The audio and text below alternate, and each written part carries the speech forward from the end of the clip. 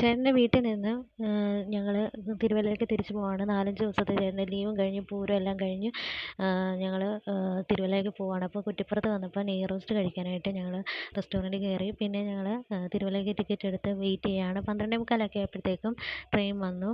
പിന്നെ ഷൊർണൂർ എത്തിയപ്പോൾ ഞങ്ങൾ പൊതിച്ചോറ് കയ്യിൽ കരുതിയിട്ടുണ്ടായിരുന്നു.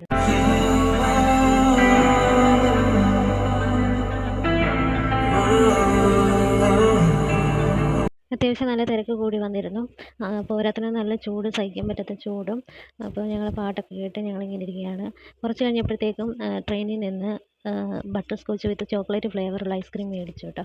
സംഭവം ചെറുതാണെങ്കിലും അതിന് റേറ്റ് വരുന്നത് 70 നല്ല ടേസ്റ്റ് ഉണ്ടായിരുന്നു. പിന്നെ 7:15 ആയപ്പോഴത്തേക്കും ഞങ്ങൾ തിരുവല്ലയിലെത്തി.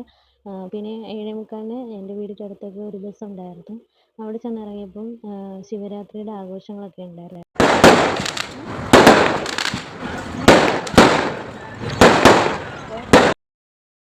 എൻ്റെ വീട്ടിലാണെങ്കിൽ അച്ഛനും അമ്മയും ഹോസ്പിറ്റലിലാണ്. വീട്ടിലാരും ഇല്ലാത്തതുകൊണ്ട് ഫുഡ് ഞങ്ങൾ കടയിൽ നിന്ന് ദോശയും ചിക്കൻ കറിയും മേടിച്ചിട്ട് ഓട്ടോയ്ക്ക് വീട്ടിലേക്ക് മടങ്ങി കേട്ടോ.